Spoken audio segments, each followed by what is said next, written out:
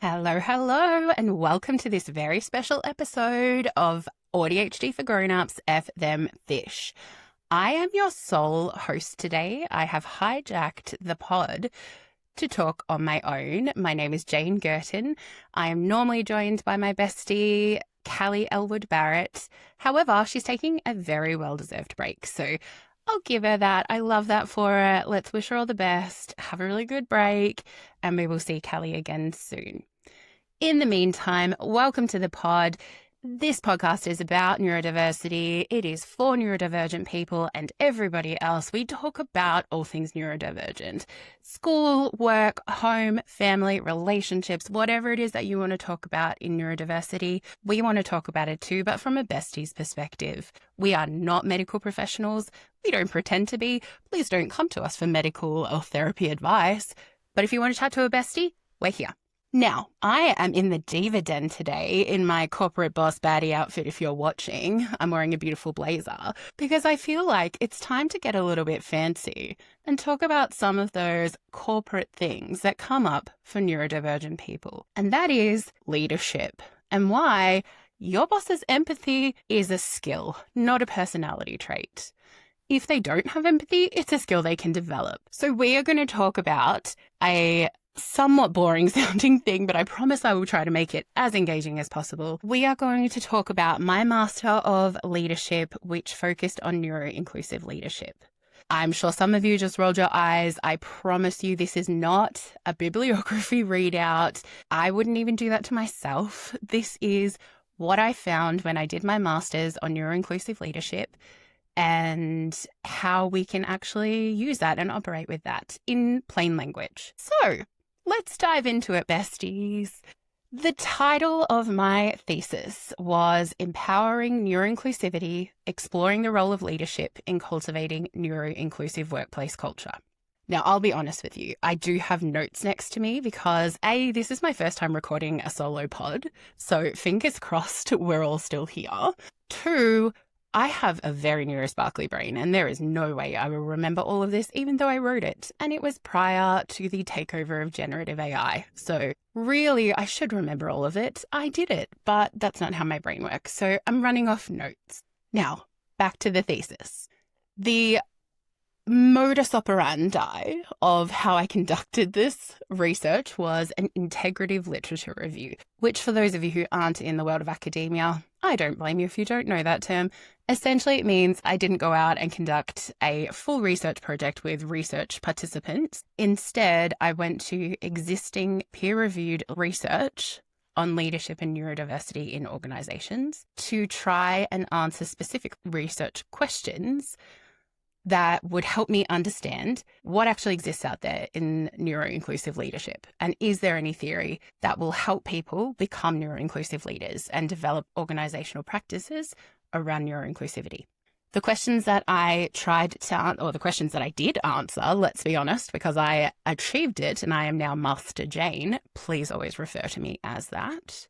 Maybe I make my husband call me Master Jayne. That's just a little insight into my relationship. The research questions that were part of my thesis were, number 1, does leadership actually contribute to building neuroinclusive workplaces? Number 2, what skills and strategies can leaders do or use to build those neuroinclusive workplaces? And then number 3, what's missing from the current research? Spoiler alert, people.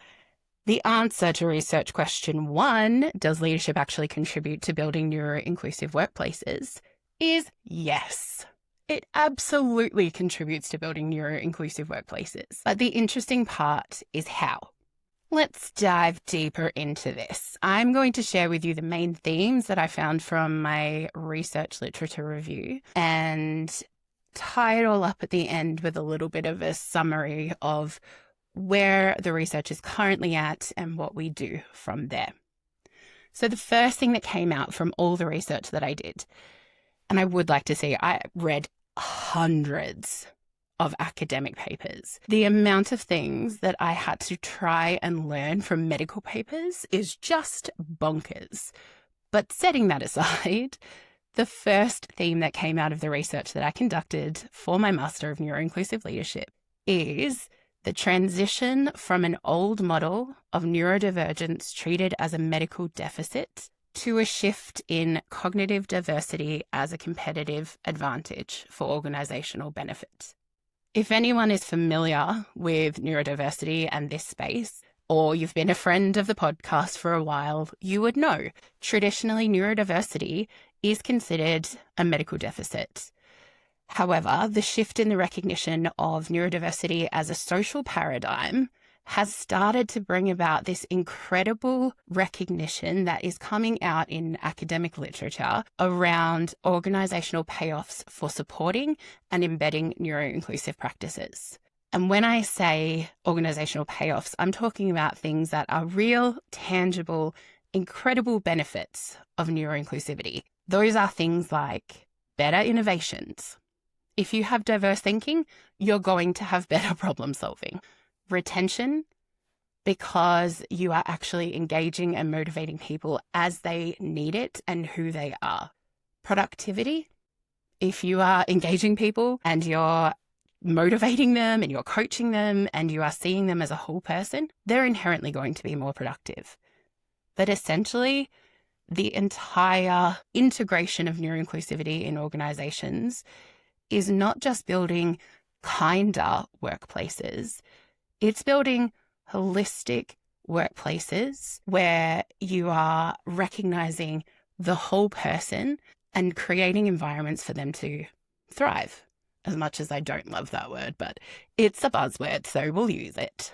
In my research around this, there were 4 core leadership skills that did pop out or jump out that I want to highlight specifically in this theme around that strengths-based recognition. So for a leader to be developing a neuroinclusive workplace or organizational culture, the 4 core skills that they could develop are empathy, or seeing past surface behavior to lived experience, active listening, or letting people describe their experience and not just interpreting things for them or putting your perspective on them.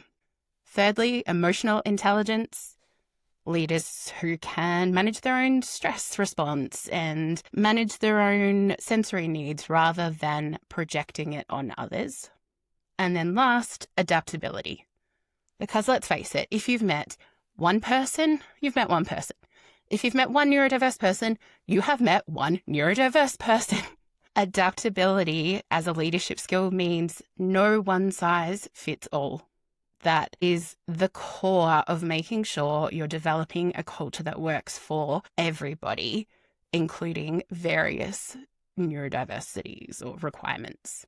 Now, the one thing I want to say about this theme and those skills that I just listed is that these are not fixed personality traits.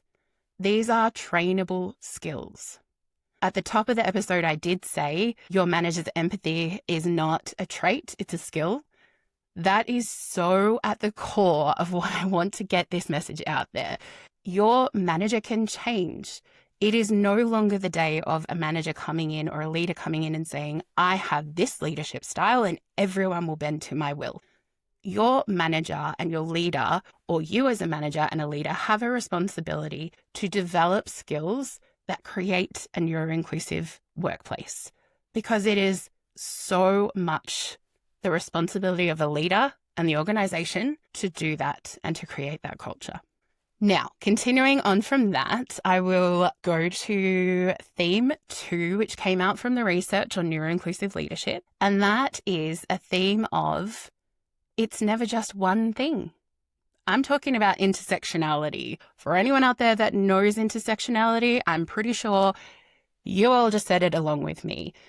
Intersectionality refers to the different things or components of a person's individual makeup that interplay. I think that may have been a really terrible description, but bear with me. I hope it makes more sense, and words may not be wording well for me right now. Anyway, neurodivergent people are often also marginalized in other ways. And I'm talking race, gender, sexuality, other neurodivergent labels, chronic illnesses, whatever that might be. When a neurodivergent person is in a workplace, it is often that there are other things we have to consider that will support the person, because discrimination compounds. It doesn't just affect one little thing for that person. If I use myself as an example, I am a woman who is neurodivergent and queer, and there are many things. Sorry, also forgot to mention, I also have a chronic illness that significantly affects me in the workplace. I've mentioned it 1,000 times on the pod, so if you know, you know I've got fibro or fibromyalgia. Anyway, I have multiple different things that are intersectional in my identity. And if a leader can't understand that there are different things that I have that comprise my entire person and make allowances or try to empathize with that, I will never feel safe. I will never feel secure. I will never feel like I'm not going to be discriminated against. And that has happened in workplaces where they may try, or my workplaces have tried to give me an accommodation for ADHD that actually doesn't help, because the intersectionality of my fibromyalgia means I can't actually use that accommodation.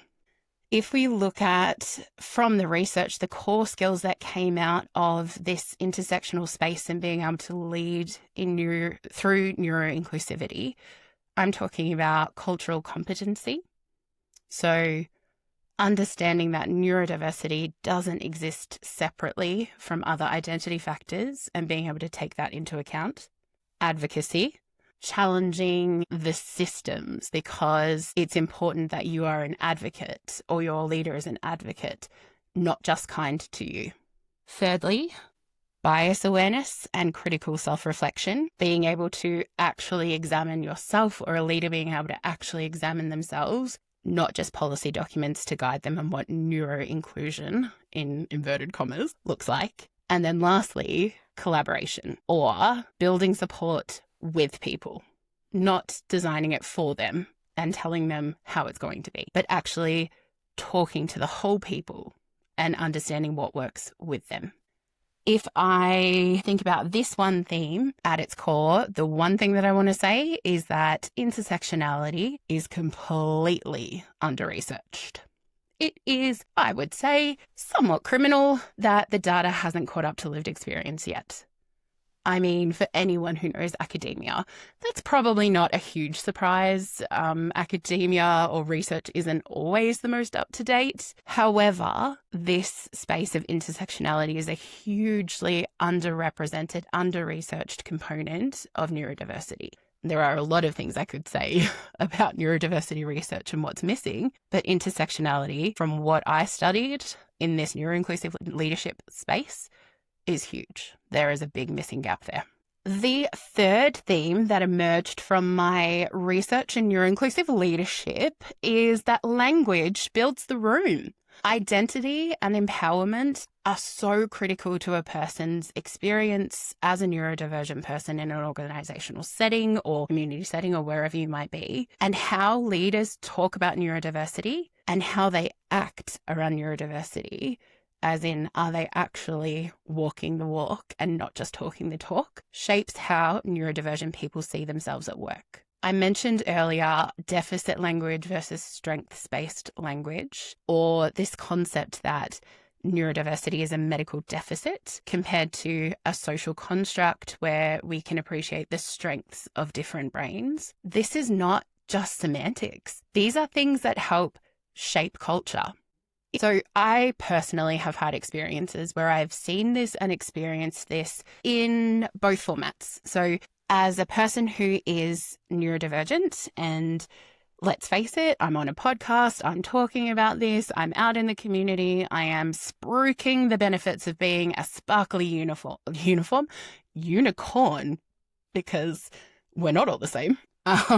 As someone who is out there and communicating this and very strongly sharing about neurodiversity and that strengths-based social identity, I have had leaders who have challenged me significantly, and their perception, their language around neurodiversity, and that it isn't real or it isn't something that can't be fixed, or that it's my fault because I haven't done something correctly, or I'm not thinking correctly, or whatever. I've had all of those experiences, and I can say from personal experience, it's completely damaging. It completely wears a person down, and it definitely wore me down before I did this research and before I stepped further into this advocacy space. I have had leaders tell me to change who I am as a person, to hide my emotions because it's not professional. And thankfully, I decided to ignore that because my little AuDHD brain just dug in and went, no, screw you. I will do what I want. And maybe PDA kicked in a little bit, but I'm really glad that I didn't change who I am, because from that, I learned how my brain actually works. I learned how I communicate. I learned what my strengths are. I learned to manage things well with who I am and what my brain actually is. And it took a leader who could see that and had the core skills that have come out of the research around communication, growth mindset, and change management. So having a leader who could demonstrate those core skills and change the way communications are done, offer different ways of communicating, like direct or indirect or online or written or verbal or whatever it might be, having a leader who understands that and can be adaptable changed my experience completely. I wasn't a burden anymore. I was just another person who got communications in whatever way needed to happen. One of the other skills was growth mindset. This I cannot state strongly or loudly enough. I will die on the damn hill that I think growth mindset and change management are two of the most critical skills any person could ever develop, but especially if you are a leader who wants to become more neuroinclusive. If you are focusing on potentials and outcomes and growth, you are supporting a person in a much better way. If you are dedicating your time and your energy and your motivation to that change management around shifting workplace narrative, and don't get me wrong, it can be slow and frustrating, and there are times where you can think that you are just stabbing yourself in the eye repeatedly with a pen because nothing is changing. But it is structural work. It's not a single training day. And if you can help cultivate that growth mindset, not only in yourself, but in your team as well, and you can change the structures around, we are here to learn and grow, you are creating a more inclusive environment around identity and empowerment. The fourth theme that came out of my research on neuroinclusive leadership is environment, or being in the room where it happens, the room where it happened. If I didn't break into song and get a bit of Hamilton going for you, I feel like I wouldn't be truly myself. So apologies that you just had to listen to me singing. I'll keep going. So environment. When I talk about environment, I'm talking about 3 levels of environment. That is physical environment, social environment, and organisational environment. Anyone who has done any neurodiversity training will be aware with physical environment as something that should be considered by organisations. That's where we're talking about lighting and noise and flexible hours and quiet spaces and assistive tech and things like that. These are the things that are commonly referred to as accommodations or customizations. However, that is very surface level, and there are other things that leaders and organizations can do to create neuroinclusive environments. If we look at the second level of environment and consideration around neuroinclusivity, we're talking about social environments. And that is things like the bystander effect, addressing microaggressions, and real allyship, not just tolerance. One example of that I have experienced in my career is I will often have to sit in a very different environment because of my physical needs around fibromyalgia. And also, let's be honest, your bitch got ADHD. So I need to move and I need to stretch and I need to have different environments. And if I can't focus, I need to get out of the space I'm currently in and move to a different space. So there are times where I will sit in a booth at work, or I'll sit in a floor, or in a floor, I'll sit on a floor, or I will go to a cafe or whatever that looks like. And I have had managers who will make snide comments that are offhanded and say something like, oh, you just go chill in your booth and I will go back to my desk and work. And I am a pretty strong person now. I'm pretty strong at defending myself in those situations or calling that out. But that is difficult when you are the only person that is doing that. This is where the social environment of other people, those bystanders, really comes into effect, and being able to prove that there is real allyship to say something either to the person or to the culture in general around setting that expectation and that standard, that that's okay to sit in a different place. That is critical for building that neuroinclusive environment. We don't just tolerate things, people, we call them out in a safe way, obviously. I'm not encouraging people go and have conflicts about seating arrangements. And then the third aspect of the environment to consider is the organisational environment. This is the things that a lot of people have probably seen research on, and that is hiring and promotion pathways, things around making sure you've got recruitment standards in place that are accessible and inclusive. But I want to specifically call out something that is quite prevalent in today's era, and that is we don't want to quietly filter out neurodivergent people. And when I say that, I'm talking about AI, because AI filters neurodivergent people out. But we are not something to be filtered out. We are flipping amazing besties. And the fact that I even have to say this on this podcast recording makes me pretty flipping mad, if I'm honest. We shouldn't be filtering out neurodivergent people in our hiring and promotion pathways. That is one aspect of the environment, our organisational environment, that needs to be addressed quickly. And the fact that this came out of my research just, again, blows my flipping mind. Whew. All right, deep breaths. Back on track. The fifth thing that I want to highlight is that we still don't know a lot. There is a lot of gaps out there in the research and the academia. There are lots of research pieces that are small, non-representative samples that are often specific to certain conditions. The ones that come to mind, a lot of research out there is based on autism or ADHD. However, they are autism or ADHD that are the well-known examples of them. So I'm talking about that classic young boy who can't sit still for ADHD. That's the target group. Or autism as those who actually present and look autistic.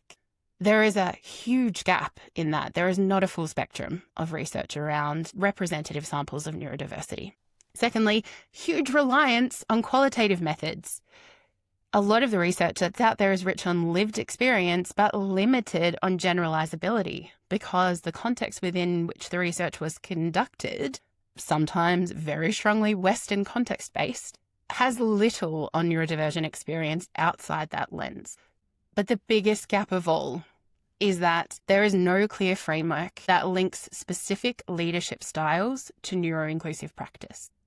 I thought when I started doing my master thesis that it would be relatively straightforward. I thought, as a person who was late diagnosed as neurodivergent when I was in my early 30s, I thought, I'm behind the game. I got late diagnosed. There must be so much more out there. Surely people know this. But as I went through my career and my leadership journey, and I started seeing the difference in my team and their happiness when I employed these skills of neuroinclusive leadership, it drove me to learn more, and it drove me to my master's, because I wanted to see what is it from what I'm doing and how can that be applied more generally, because I can't understand why the research hasn't caught up or why this research doesn't exist. So I was completely shocked to find that there is no leadership style And I'm talking, for anyone who knows leadership styles, about the classic things like transactional leadership or transformational leadership or laissez-faire, democratic, autocratic, etc., all those theoretical styles of leadership that have traditionally been considered the frameworks in which a person can operate as a leader. There is nothing in those that outlines what skills or what requirements are in place to embed neuroinclusivity. And I wouldn't expect such specific wording around it, but I really thought there would be leadership styles that considered the follower more than the leader. However, there aren't.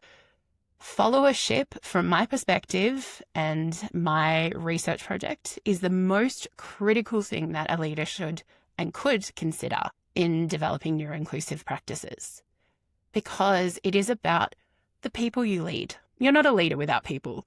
Let's face it. I mean, you could lead pets and things, I suppose, and maybe you can get away with not being kind to them. I don't know. But basically, what I'm trying to say is we know the helpful skills. We know the core skills that are required to be neuroinclusive and to create neuroinclusive cultures. And the leader plays such an important role in that. However, there is not yet the full theory that connects neuroinclusive practices to established leadership models. Okay, I feel like I have droned on enough. I have completely nerded out over my thesis again. I have asked my besties to call me Master Jayne, which feels weird, but please refer to me as Master Jayne. Thank you very much. I will retain that title. If I were to wrap all of that up into one sentence and say, save yourself from reading an entire thesis and all of the resources that I've read through because your bestie's here to do it for you, I'm going to make your life easier. This is what I would say in my very quick summary of the thesis that I wrote and the research that exists out there currently. Firstly, it is that leadership isn't incidental to neuroinclusive workplaces. It's central. And the skills that build neuroinclusive workplaces are learnable, not fixed traits. There is a lot that leaders and organizations can do to build those neuroinclusive practices, and it all sits on a bed of core skills. So skills-based learning, skills-based development, upskilling, all of those things can be done by anybody who wants to become a more neuroinclusive leader or who wants to develop a more neuroinclusive organizational culture. With that in mind, I would love to hear from you, besties. I feel lonely being here in the pod diva den on my own. So, besties, send me any questions you might have. Send me anything you've observed where you've actually seen a leader doing these things and it's made a difference. Or if you wish that your leader would just listen to this podcast or take on some of these things that we've talked about, I would love to hear from you. You can email us at fthemfish@gmail.com or you can message through any of our socials. We are busy neurosparkly people, but we will get back to everybody because we love it when we get to engage with you. We're doing this for you. So please reach out to us. Let me know if this was helpful for you. If you want any more of a deep dive on anything that I've talked through, the research is research, but I'm a nerd and I flipping love talking about it. All right, that is enough from me. I am signing off for now. My co-partner in crime, Callie, will be back soon. But for now, I would just like to say have an incredible week. Thanks for tuning in, besties. We will talk to you soon. Bye.